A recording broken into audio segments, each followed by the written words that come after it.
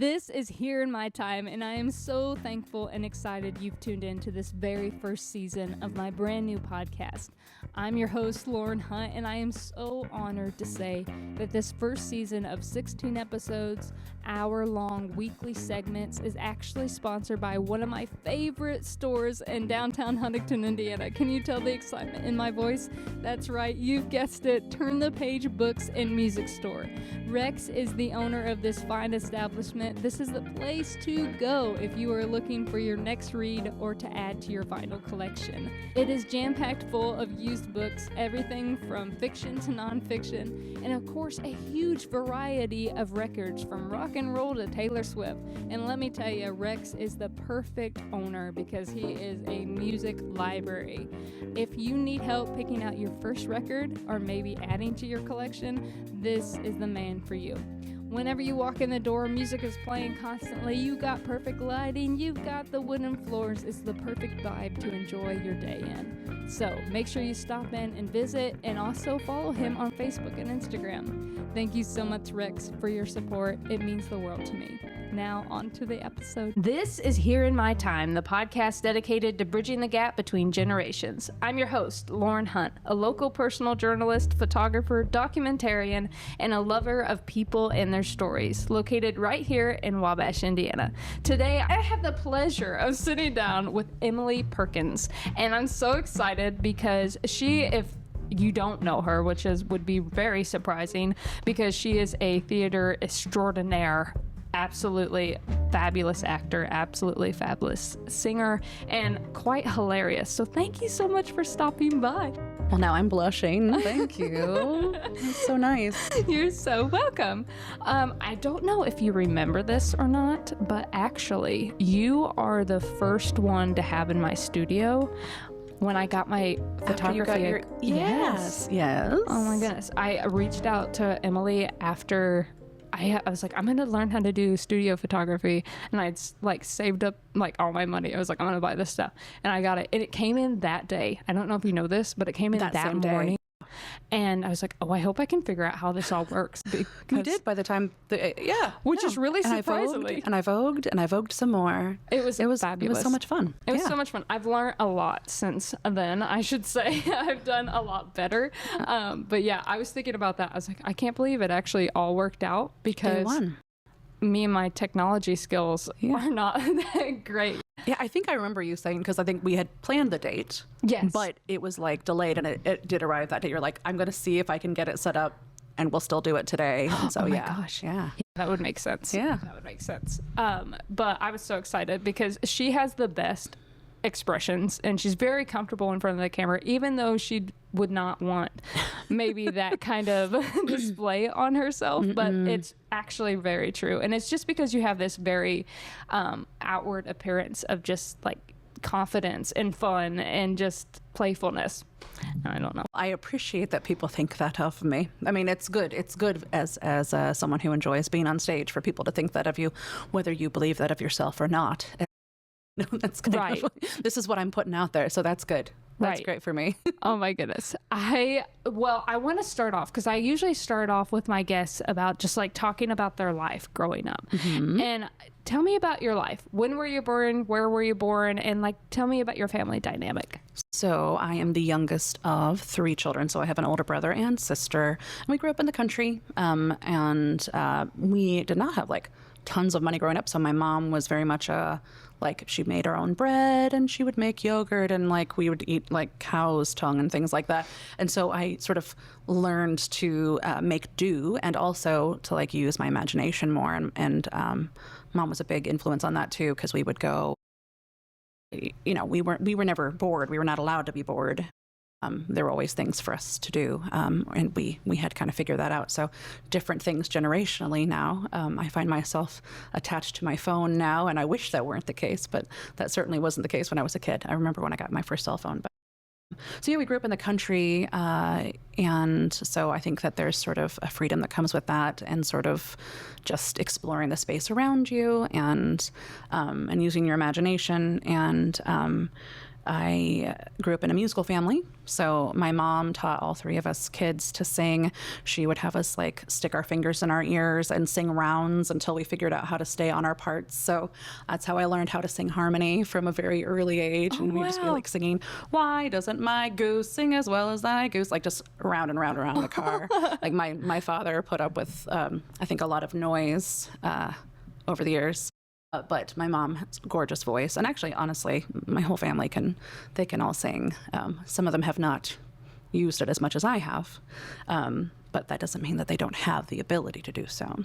But yeah, I grew up in a musical family, so I always was interested in the arts. They joked that I could sing before I could talk. So that was always something that I loved. I think being the youngest child, you always kind of like are looking for a way to stand out a little bit, make your mark. And so I was always ready for a little bit of attention. So yeah, I think that has had a big impact on sort of how I ended up pursuing the arts and sort of wanting to get on the stage and for sure, like my musical ability, my mom, the baseline that I got with her, was better than having music lessons, as a kid. So that was a really good start for me. But was there like a certain song you just can remember that takes you back to your childhood every time you hear it? So there are two. So, I mean, I don't have a great memory. So these are stories that I've heard, which are now my memories. You know how that works, right? Mm-hmm. Like, do I remember it or remember hearing the story about it? But the very first thing, because I couldn't say my L's or my R's when I was really little. So the Smurf theme song, which is just La La. But even that I couldn't do because I couldn't say my L's. So I was singing wah, wah, wah, wah, wah, wah, wah, wah, wah, wah, wah around the house. And then tomorrow. I was singing. I had there was a little red phone. I remember that you would wind up, and for whatever reason, it played Tomorrow from Annie. Oh my gosh. I was singing tomorrow when I was little because I couldn't say my R's or my L's. So yeah, those are the first ones that I kind of remember, like early. Mm-hmm. Itty bitty baby Emily. But my first big solo was I'll Be Home for Christmas when I was 5. And so I sang that at, some school thing. And there's a recording of it. We have it on something, I don't know, something my parents were recording, just conversations with their siblings. I'm somewhere in the background and they made me come and sing it. So we do have that recorded somewhere. I'm not sure where the audio is on that, but those are the kind of the earliest singing moments that I can remember. Wow. So, yeah. That's so cool. It's so interesting to hear people's background on when it comes to music, because obviously everybody knows my background is country music, Dolly Parton, all this stuff. But for me, I had to stop trying to implement what I was hearing and try to or I shouldn't say implement, but trying to copy, imitate would be probably the. Did you ever have that as a kid or growing up? I mean, so my mom, what I listened to the most was a lot of 1970s, hippie music, really. Christopher Cross and the Fifth Dimensions and a lot of sort of 70s music, which was still honestly great music and a lot of really great harmonies and things like that. I kind of loved oldies going into my high school years. I was listening to 1950s music and stuff like that. I still love songs from the 1930s and 40s. So I really, I think that I've always loved all music, most music, almost all music. I like music I can sing to. It's I always say I don't really like rap very well. Just because I like music that I can sing along with, and it does not sound good. I should not be rapping. It doesn't sound good. I mean, anyone that's heard me try to go along with Hamilton, which I do very much enjoy, but it's not for me. It's not for me to do.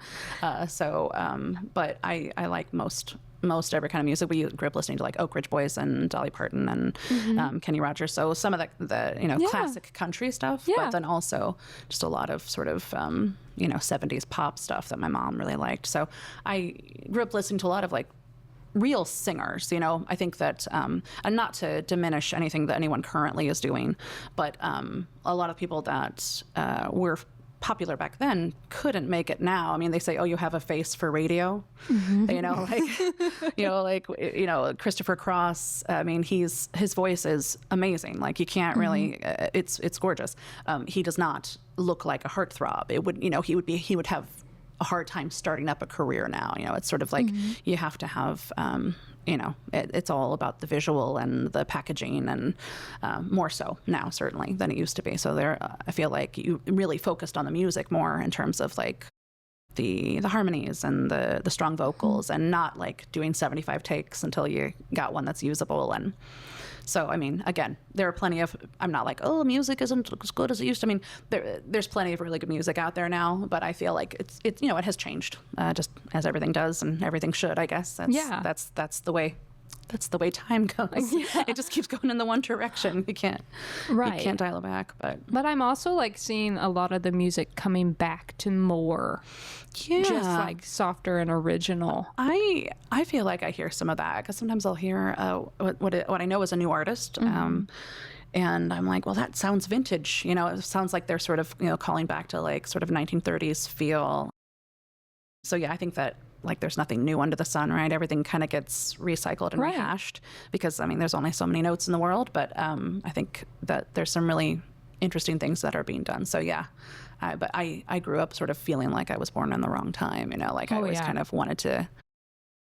30s and 40s music. When I lived in New York, there was a piano bar that I used to go to, and I would go on a Monday night when the tourists were not there. On the weekends, the tourists would be there, and they would play like songs from Greece and Annie, ironically, weirdly, but anything that's been made into a movie that was more accessible to the masses, where the tourists would come in and they would want to know the songs that they knew. But on Monday nights, I would go, and my friend Jim, who was behind the piano, we would sing 1930s and 40s, like standards. Like, we sang a lot of Cole Porter, which obviously I got to know actually a lot more Cole Porter when I moved back from New York and did a bunch of shows over in Peru, of course, the home of Cole Porter. But Irving Berlin, George Gershwin, Jerome Kern, love all of the way that they wrote the songs about longing, and just, I don't know, just there's an ache to a lot of those songs that I feel like you can't. I don't know. I don't get the same feeling, but I think that might just be because I'm getting older, and you know, you sort of listen to things differently. But also, like, I feel like growing up, you consume so much, and because you are an artist in that way, you produce more, and so it's like taking all the energy that you wish for and what you're listening to, and actually transposing that into your own work. I think a lot happens that way. Yeah, and I think if you think about wanting, you know, it's songs that you enjoy singing, then if you're going to actually try to reproduce it, or, you know, you connect to it on a little different level. If you ever were trying to perform it, especially in front of someone, or to have the meaning behind it, you connect to it differently if you are looking at it from a performer's viewpoint than just someone who just likes to sing along in the car, or you know. So take me to when you were a kid then, and you were kind of, who were you besides music? How would you describe yourself as a kid? Oh, class clowny. I mean, listen, if you're a big kid growing up, and, you know, you have to feel like you have something to offer people so that they can find value. And so I think that like, if you're going to be the chubby girl, you got to have a good sense of humor about it. Otherwise, you know, other people might get there first. So I always thought I was funny. I still think I'm funny. But I think I tried to be an entertainer, just on different levels. So I definitely, you know, aside from music, I remember in fourth grade doing a play, the first play that I had done. And I remember there was a time where something had gone wrong, and somebody was supposed to be making an entrance and they were not. And I, you know, stayed in character, but really hammed up waiting around for this person, which we were supposed to be doing, but it was for longer than it should have been. And the audience loved it. They ate it up. And I loved the audience loving it. Like, I loved it on a level that, you know, I really loved that feeling of them responding to this thing that I was doing, that I was giving them. And so that was sort of, I remember sort of wanting to not just sing, but, you know, sort of perform in that way as well. But yeah, I was a smart kid underachiever. So like, you know, like I think a lot of things kind of came easily to me. And then when you had to start actually doing work, I sort of didn't do as much work just because I was used to kind of breezing through. And so underachiever for sure. And so like I was a nomadic college student. I went to IU for 1 year of journalism, and I went to Manchester. Really? Yeah. What made you go for that? What was I always loved writing, so I always loved stories as well. And I thought, well, obviously, so at the time, it was before, print media was print media still existed and was not on the verge of getting kind of wiped out, unfortunately. But I just kind of I was trying to think of some career where I could, tell stories, sort of. It's kind of what you're looking at. I always loved that. So that was my initial plan. And so I went to IU for a year, and then didn't end up. IU wasn't a great school for me because, again, underachiever. It was too big, and I needed somebody to be like, Emily, you have to be in class. You actually have to, the nightmare where you're like, you go to finals and you haven't been to any of your classes. Like that was a thing that I did in life. So I ended up going to Manchester, where I did early elementary education. Just because I thought, oh sure, I'd probably be a decent teacher. I thought that seems like a decent fit for me. And then that's when I moved to New York the year after that. And what was that switch in your mind that was like, I'm going to go to New York? I mean, that was what I wanted to do.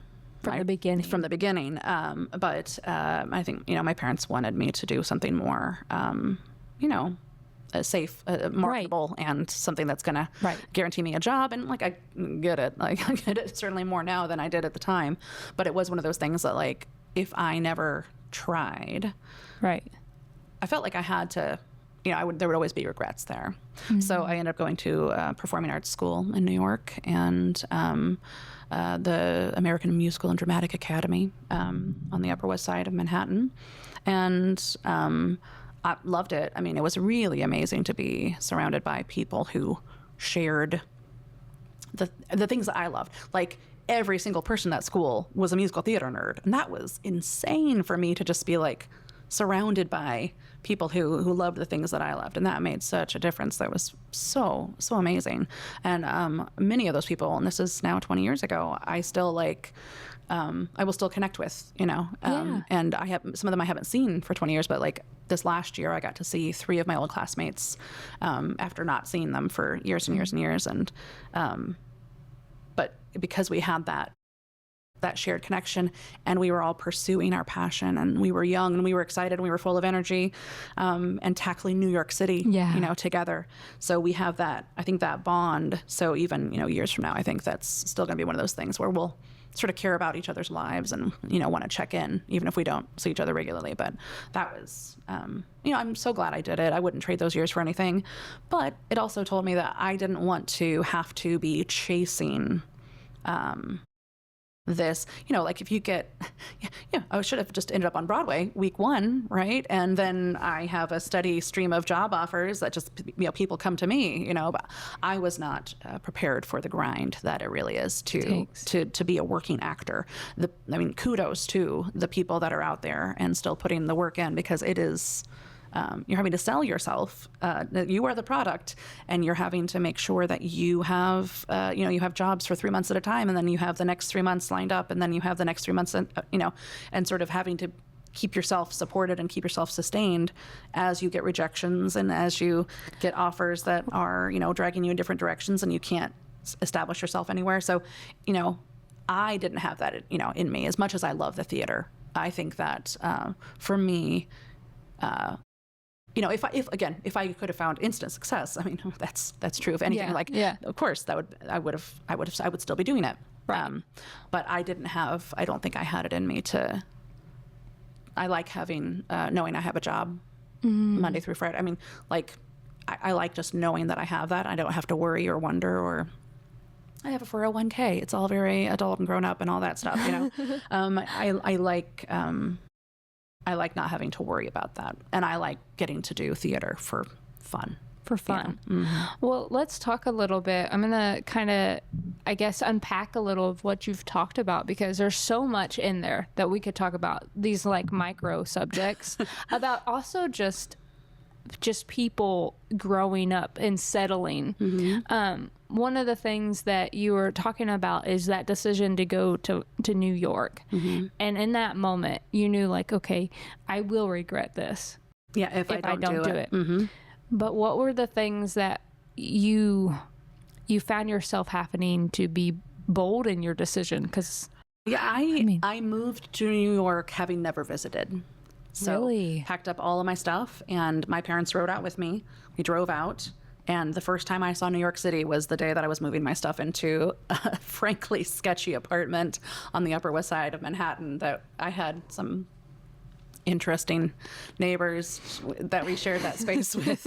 My mom cried. My mom cried when she left me. Yeah, it was, but so yeah, I did have to be bold, but I will say that having the support of family like makes all the difference in the world. And I know some of the people that were out there that didn't have that.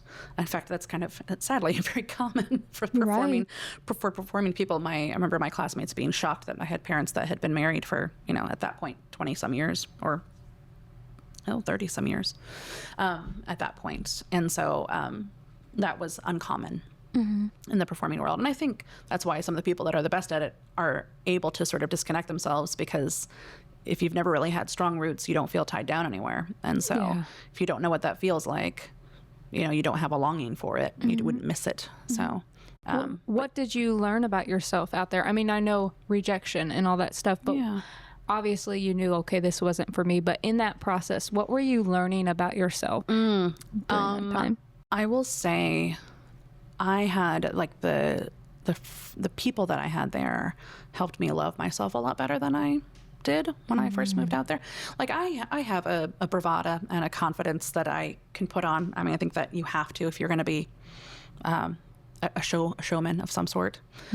But like crippling insecurities. Like there's the sort of this dichotomy of like I have this very brave, confident exterior, and then I absolute imposter syndrome and really? Oh, for sure. Yeah. Do you still have those thoughts in your mind today, or is it settled more? About some things, but like a lot less than I used to. Sort of just being able to find the value and the beauty in myself, and not feel like I had to change myself or offer just being who I was enough. So I feel like I got that. Certainly, I mean, I got a good musical theater education. I mean, I wouldn't trade that for the world. And also just, I will say, I feel like everyone should have to leave their hometown. They can come back. It's fine.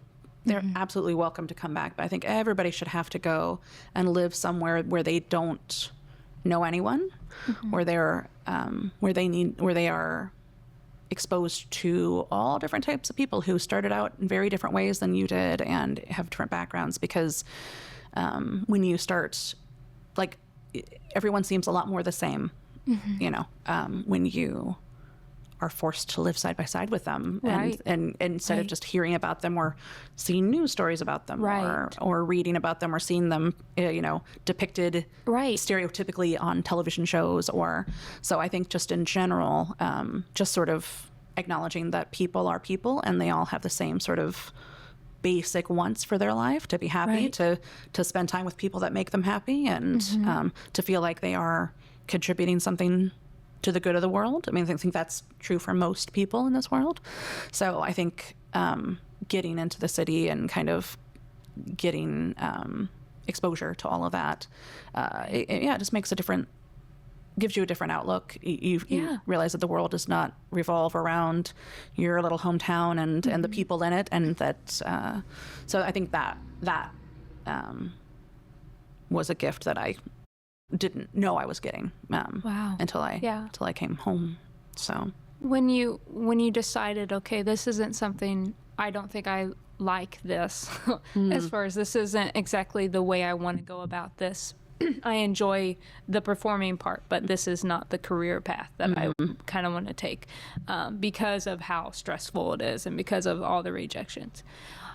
I have to ask, because a lot of people that chase after their dreams have this thought, well, if I fail and I have to come back, Yeah, I mean, you pack yourself up, go to New York, and you think, well, I'm going to be a star, But the reality was I was working customer service. I was working nights and getting back to my apartment in Brooklyn at a very late and dangerous hour because of my job. And I was working nights, so in theory I could go to auditions during the day, but I was just kind of not. I'd lost my motivation, honestly, already, because it was tiring, it was frustrating, it was, no one likes to be judged, right? And that's the job of that. I mean, I actually got a call back on my very first audition. I was like, oh, this is going to be easy. Yeah, no problem. Got a call back for a national tour. Absolutely, this is great. This is my thing.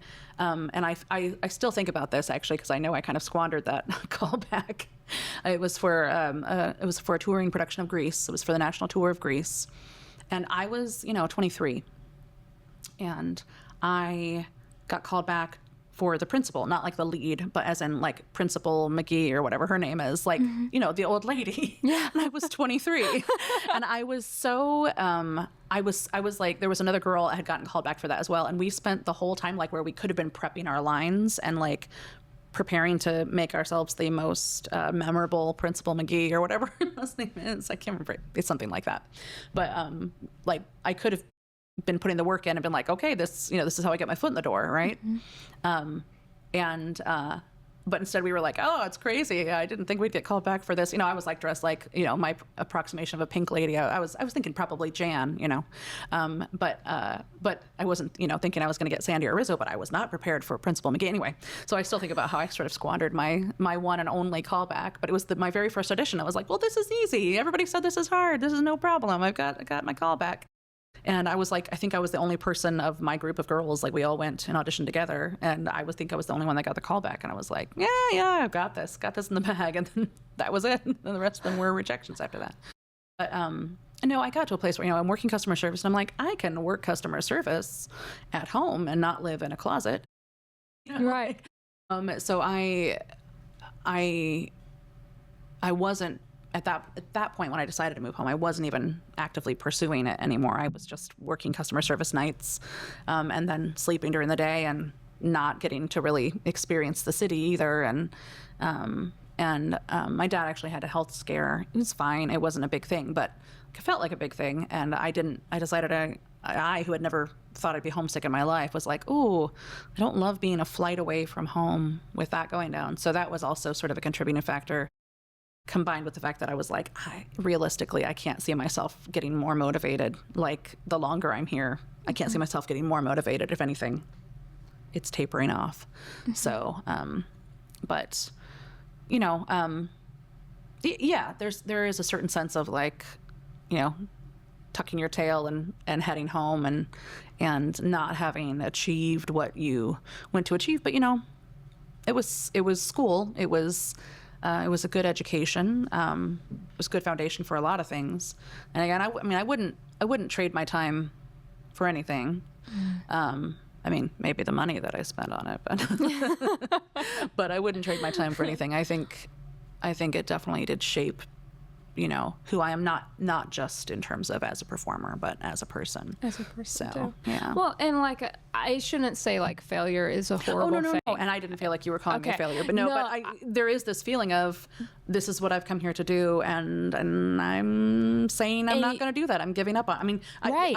I did give up on it. That's just true, and that's a sad reality for, gosh, a really high percentage of people that want to get into performing arts or start anything. Yeah, I anything. mean, really, anytime that you put yourself out there in that way, and one time you fail or like whatever, you're so afraid. Yeah. Did you ever get past this idea of what others thought about you, because you were in a very judgmental place? Well, and I almost didn't take it. Maybe I didn't take it personally enough, because a lot of times you'd go into auditions, you just get typed out. You'd go and line up in a line. They would just simply look at you, and maybe you don't fit into the costumes they have for the replacement part. Like, they're trying to recast something that's in a tour that already exists, and they have the costumes made already, and you're not fitting in that costume, so you're out. We'll have you two come, and they won't even hear you sing. At that point, like, that's not even an indictment on my talent. That's just, you literally don't fit this part. but that's also frustrating because you're like, I've still been sitting here since 7 a.m. Right. So, I think, it's a little different now. I think a lot of after COVID, I think a lot of places have gone to like sending, self-tapes. I mean, I think there's still quite a few in person, but there are a lot of places, especially regional. There's a lot of regional theaters where you would, do recordings. At least then, you can just sort of do that in your own time, and you're not sitting in a building with 500 other, hundreds of other applicants just waiting to see if maybe you get a chance to, sing for 30 seconds and then you get told to go home, But so in some ways, the judgment, I didn't take, the rejection was hard just because it meant that I wasn't moving forward. But most of the other auditions that I went to, I never felt like, they didn't think I was talented enough. Most of the time, it was honestly, there weren't a lot of parts that we were talking about a little bit this before we started recording. I'm sort of I'm more of a dame. I'm a broad, I'm a character actor. So that's like more of my, I'm going to ham it up out there. I'm not typically the willowy, romantic ingenue who's wistfully thinking about her true love. That's not typically my part. So, and there are parts for character actors, but, I don't know that I really knew who I was as well enough to know which parts that I might be more likely to get. So I think I'm, if I actually went to New York right now, I feel like I could do some better work because I'm now actually at the age where most of those dame parts exist. They're normally sort of characters of a certain age that I have now achieved. 45, it's fine. I'm not precious about it. Well, you don't look 45. But a lot of the parts that are for that are written for sort of older characters. So I might do better now, honestly, but gosh, I can't even begin to think about going through all of that again. But that's why I love getting to do community theater. And honestly, community theater, I get to play a lot of parts that I would never get to play professionally. And that's, professional theaters have their choice of everyone. So they get to pick exactly the person that they want that ticks every single box. And so that would not be the case for a lot of the parts that I have gotten to play here. Not to say I'm not, I've done a good job, but I wouldn't get to play them professionally. So it's actually given me opportunities that I wouldn't have gotten to have artistically if I had stayed trying to do professional theater. Have you been able to separate yourself as somebody who, separate yourself from your art and just being Emily? Or do I feel like I have to still sort of prove myself? Maybe in a way, but also just in general, just that performing Emily and then Emily at home, because a lot of people know you as this amazing performer, but it's deeper than that. I think there's some element of me that's always a little bit on, depending on who I'm around. I definitely have plenty of time where I don't need or want the spotlight. And I think that when I was younger, I kind of felt like I needed to make sure that people saw me, and liked what they saw, and had saw value there. So I think I've become more introverted as I got older. I'm still good at playing an extrovert on TV, but when it comes down to it, I'm happier alone than I used to be. Really? I used to kind of feel like I had to surround myself with people, and not even necessarily, hopefully not just, it wasn't me seeing them as an audience, but no. But I kind of always felt like I needed to sort of seek people out and was not as comfortable in my own head or with myself, or not sort of having that social butterfly sort of aspect, which I had a lot of in my late 20s, early 30s, but less so now, and I'm okay with that. Like I'm okay being with myself. I think I still I do like to try to make people laugh. Yeah. I like people that are funny. You haven't gotten to know Joe as much. My my significant other, Joseph. He and I, we laugh we laugh all the time. So we're always making each other laugh. And sometimes we start the same joke at the same time.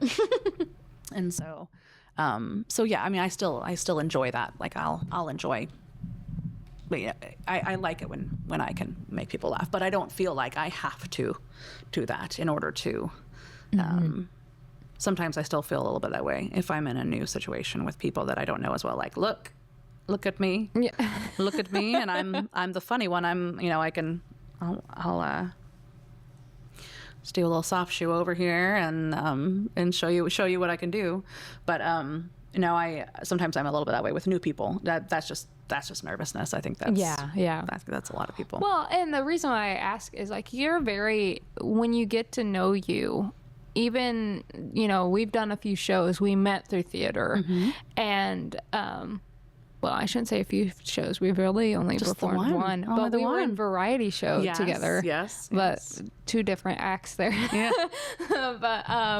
but when you get to know you, you're very honest and open about most things.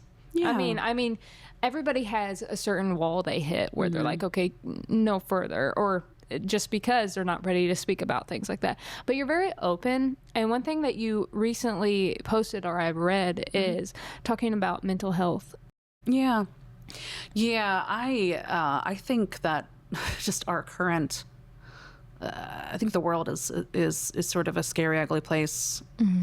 And we have access to scary, ugly things more than we used to. So quickly. And those are the things that get the most play, So we see the same ugly, scary story repeated about 75 times in different varieties in ways designed to make us scared or angry or outraged or, and never read the comments. Don't ever read the comments. It's never good. You shouldn't ever read the comments on anything because inevitably, I mean, half those people aren't probably even real people. It's designed to make you feel a certain way. So yeah, I know that my obsession with my telephone and the little apps that I can find on it, I've sort of just really been trying to divest myself of that, to get myself off of there a little bit. So yeah, I kind of renew myself with this, yearly. I try to find art workshops and create something that wasn't there before, anything. So not limited to theater or music. I love doing, I've done like watercolor workshops, and I've taken them. I'm not out there teaching workshops. No, I've taken these art courses, collage. I did a couple of bookbinding ones one year, and so I've decided that I want to focus more on creating something beautiful rather than taking in ugliness, because the ugliness is always going to be there, and it's always going to be amplified in situations, social media, things like that. Everything's heightened. Things that are just average or a-okay, people want to make look better than they are so they can feel better about their lives. And I get that, like, hey, affirm me.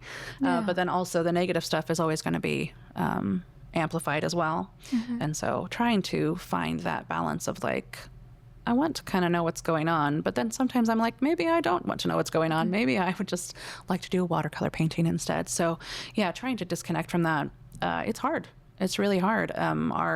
Everything centers around, you're sort of expected to have your phone on you at all times. Like, people expect to be able to reach you.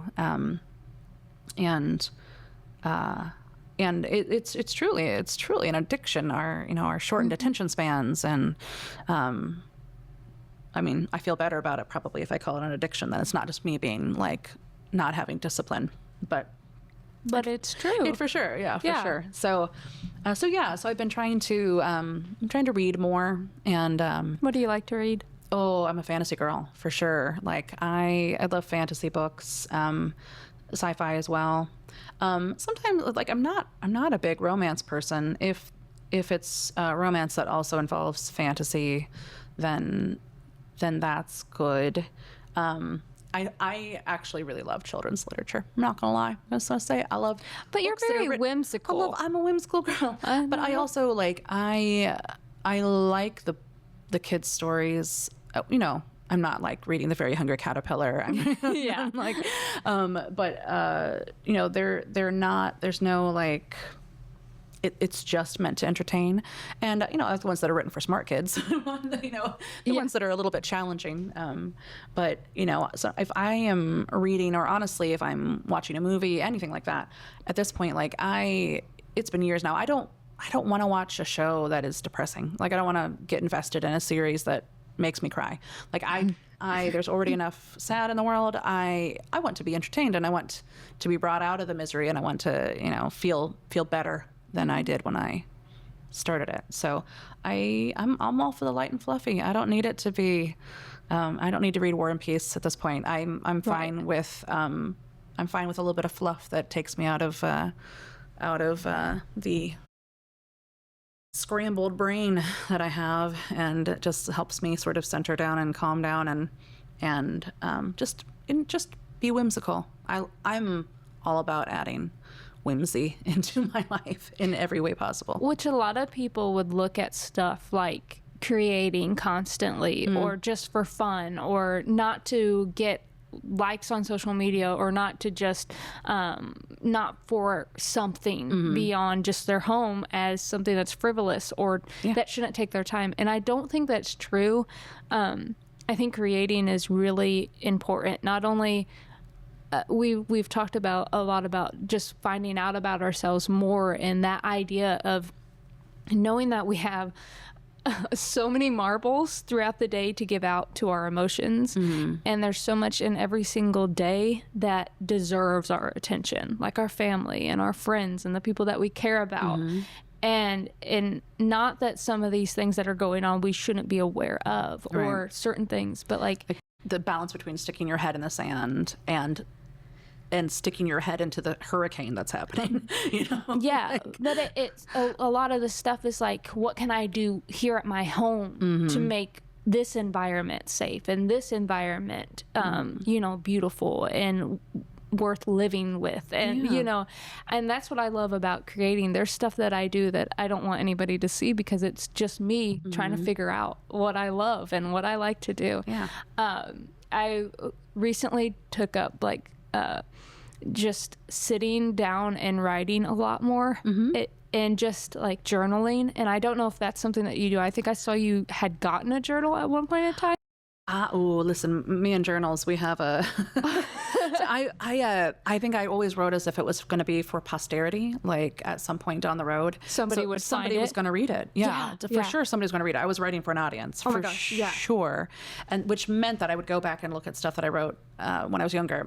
There's not a single diary or journal that is intact, because I was like, oh my gosh, that's so embarrassing, and I would tear the pages out, scribble people's names out. I wrote for posterity, and then was like, nope, nobody's ever going to see this. So no, I'm not. Every once in a while I'll get like, I'll feel like I'm a songwriter. Every once in a while I feel that way. And I'll get some lyrics in me that I'll put in my notes app, you know. So not so much journaling, but be like, oh, I need to write this down. This might be something.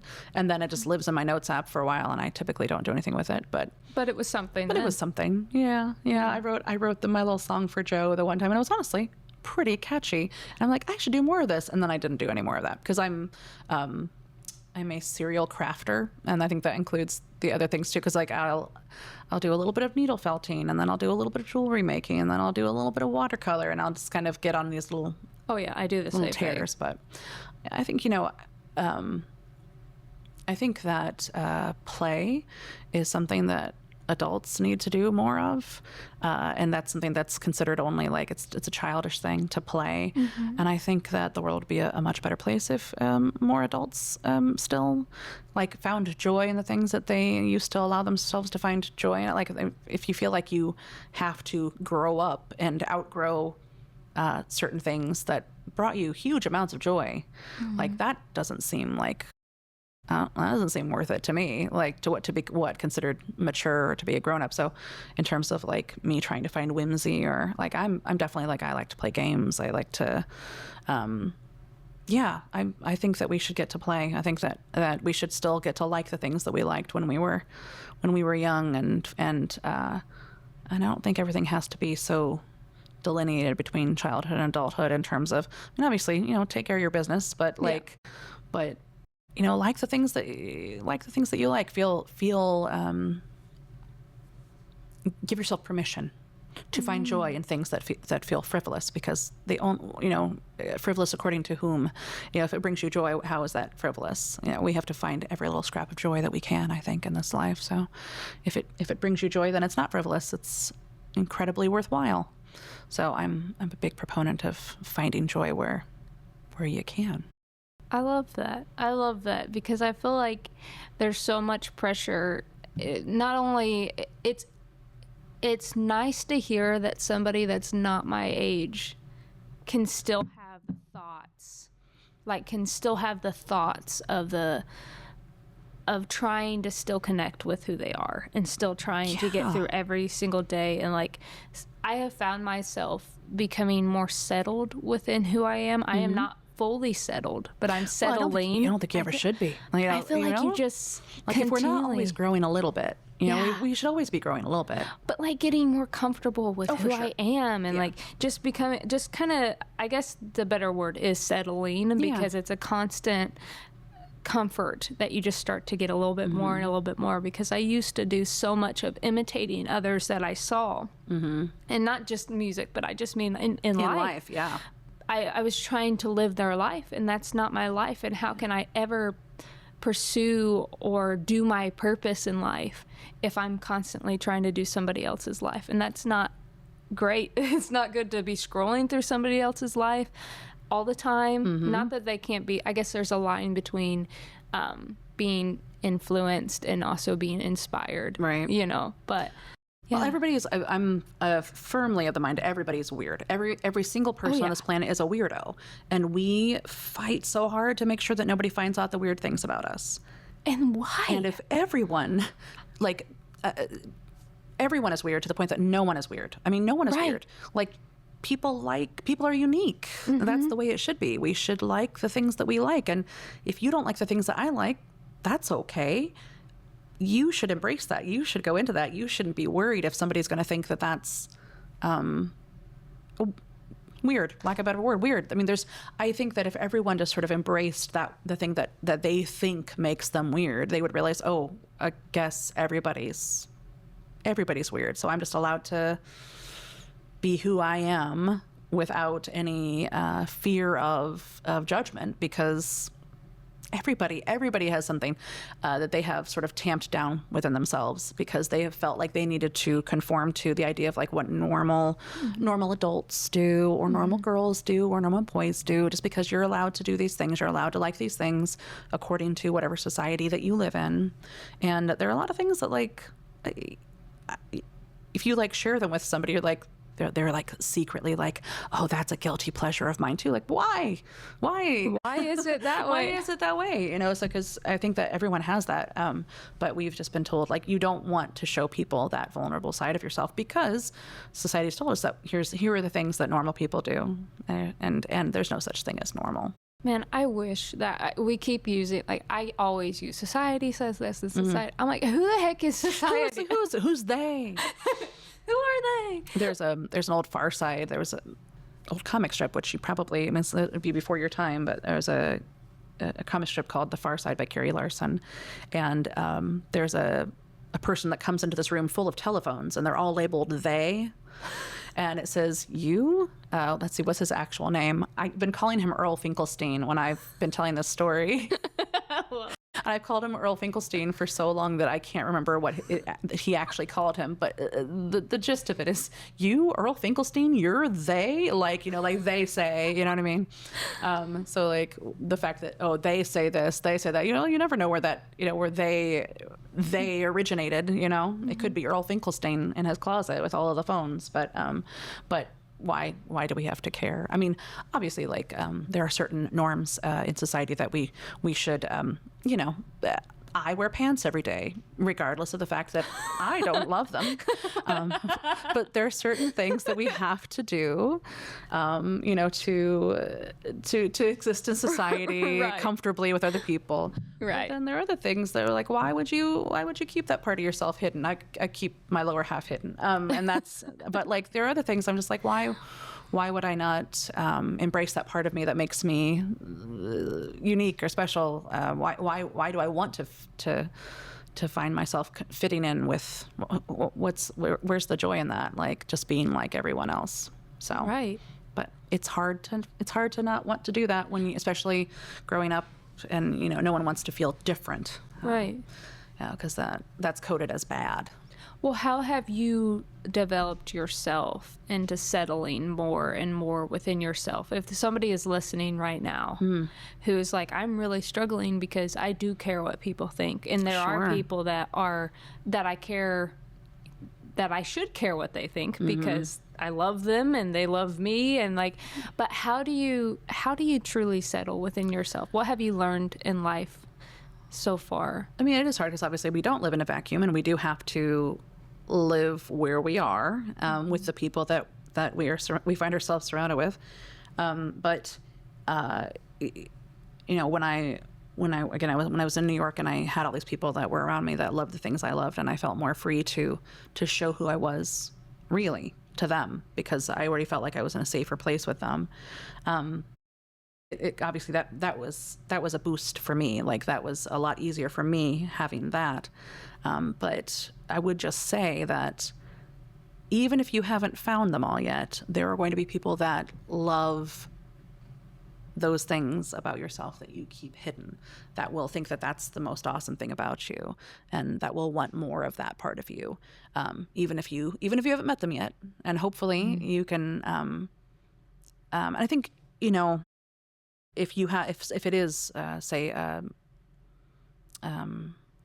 something that you're wanting to pursue in the arts, or a particular skill that you have, or something that you get excited about, try to find community with that, you know, because if you don't have anyone that you can feel like you can share that with, then that's going to be really hard for you to get to embrace that part of yourself.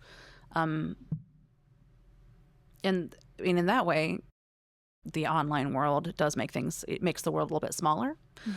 So if you can find a community that is, you know, shares your interests, shares your sort of, if you have a sense of whimsy, there's all kinds of things where you can find a shared community there, and realizing that those people actually think you're pretty amazing, and honestly, just they're out there. They're out there. If you haven't found them yet, there are going to be people that love you for the weirdness that you, the air quote weirdness that you have, because it's not weird to them. It makes sense to them. You are, you should be unique. You should be something that no one has seen before. Like you are that person. That is who you are. You can't help it because each one of us is unique, and you'll find somebody. There will be people that will appreciate you for who you are. So if you haven't found them yet, you will. And hey, you can reach out to me. I'll help you find weirdos. I attract weirdos. Like I got so many weirdos around me. They're the best kind of weirdos though. So like you know, just I think if you put out that vibe, you will find yourself surrounded by like-minded weirdos, and that's a really great place to be. Well, one thing that I truly admire about you is for somebody who could truly, if you really wanted to have done what you wanted to do and become this huge star, you would have been able to do it. You know, like you have such an abundance of talent. I appreciate that. And what you do, though, on the level of being Emily, is like your nose isn't up in the air about your talent. Like she'll joke around about it and you'll joke and it's so fun, but people can feel comfortable around you and ask you questions and like figure out how. I remember when we were doing the show, I'm like, some of this stuff I don't know what I'm doing, and I know like this, that, or the other isn't good, or this, that, or the other. But it was because you made people feel comfortable to make mistakes in front of somebody who is very talented. And and that takes a special kind of person, because there are performers who are not in the way of wanting to help the next person out and wanting to help give that other person spotlight as well, because it's so easy to take the spotlight, but you share the spotlight so well with the people on the stage next to you. When you're acting with somebody else, you give just as much as they give back. And like, that's the coolest part about who you are, is though that is very much your performance part of who you are, but like also it's a genuine person who stands there on stage and gives everything that they can give. Oh goodness, I'm just gonna cry into my tea. That's so kind. It's the truth. Well, thank you. For somebody who's like me, starting out in something like that. I had never done a show, and I did when I did 9 to 5, but then I've done things that I was completely uncomfortable about, because there was things I knew I couldn't quite do yet. Like, I knew I was not ready to do yet, even though I still had to do it. I still felt comfortable because I was like, she cares. First off, she cares about the person. She cares about the show, but she cares about the person who she's actually helping or actually performing with. And if any of you have a chance to actually perform with Emily, it's one of those things where it is like oh wow, this is what it's actually like to perform with people who love what they do and love the people around them. And just like, that's what performance arts is. It's not about hogging the spotlight. It's about sharing that spotlight. And like, who says that, where it's like, if you ever get a chance to have the spotlight on you, pull that other person in with you. I don't remember who it is. I know. I've heard or at least a variation on the theme. I do. I love getting to perform. I love it so much, and I feel like the better of an experience, like whatever you can do individually as a performer to make it a good experience for everyone else, it's, first of all, it's going to be more fun for everybody, myself included. And I would never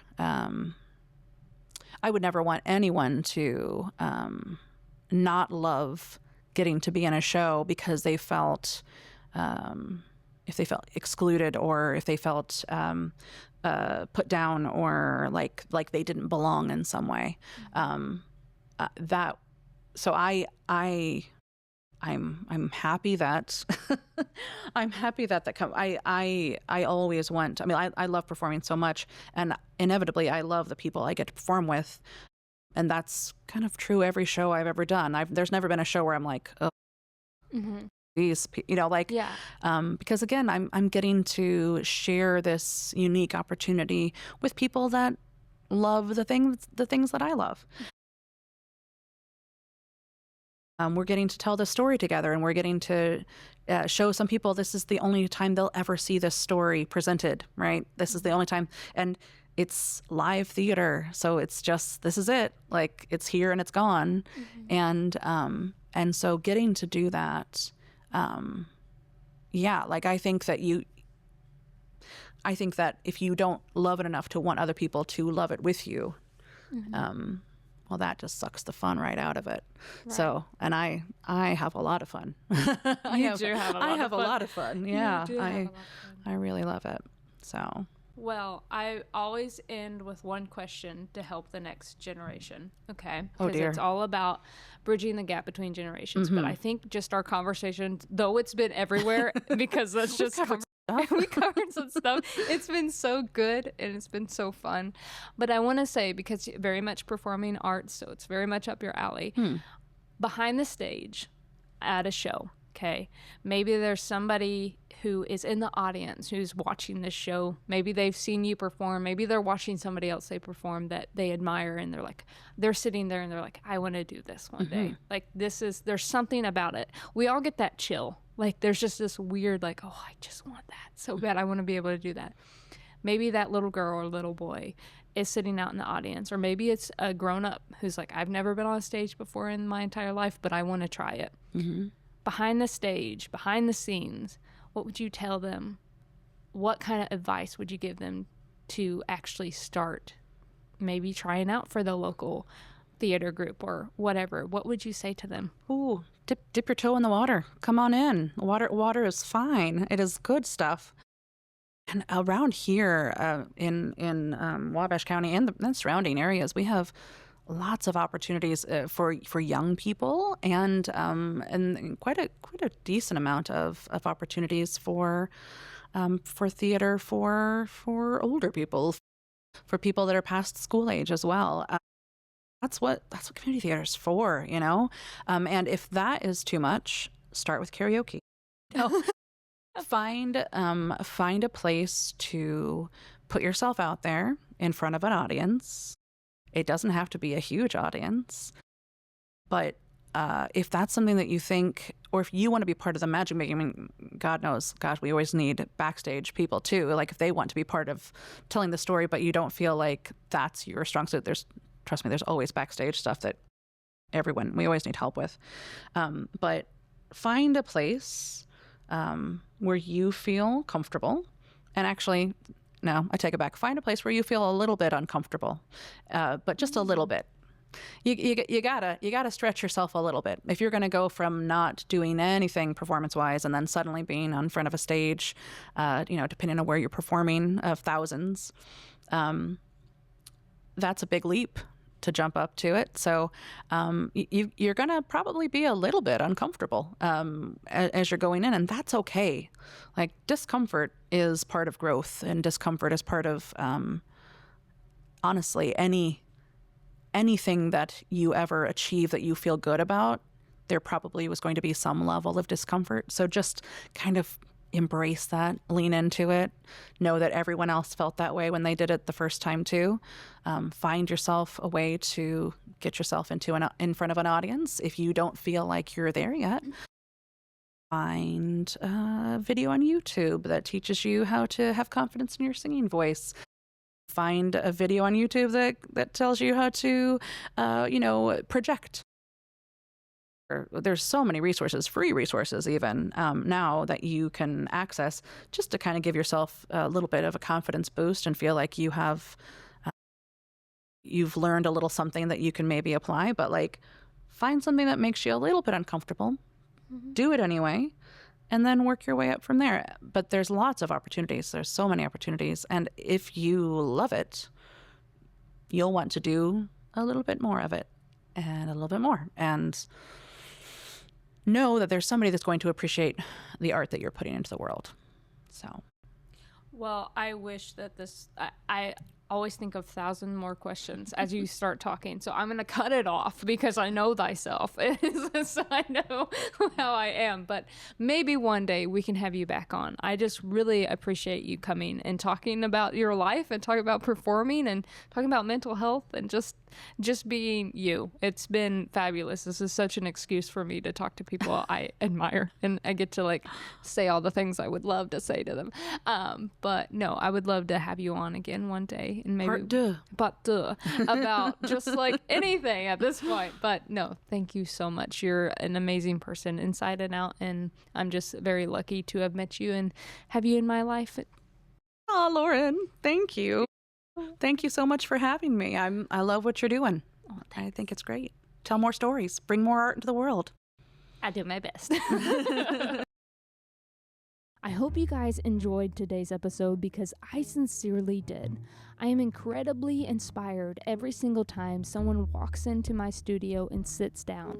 I am able to look in their eyes and I am welcomed into their story. And that is priceless.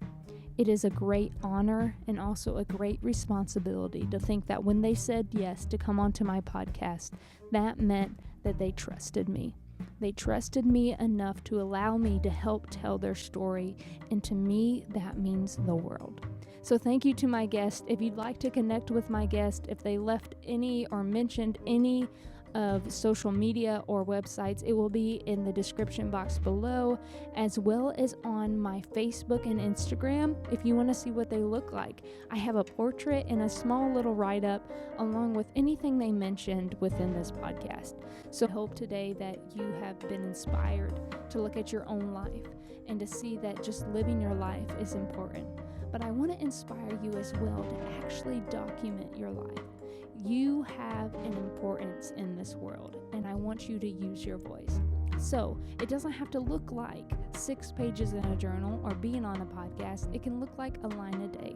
If you'd like to connect with me, make sure you head over to hereinmytime.com. That is where I have a bi-weekly blog, as well as some of my portfolio work with photography, and where you can also contact me through email at hereinmytime@gmail.com, as well as follow me on Facebook and Instagram.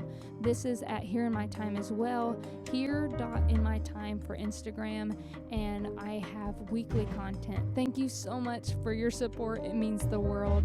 And until next week,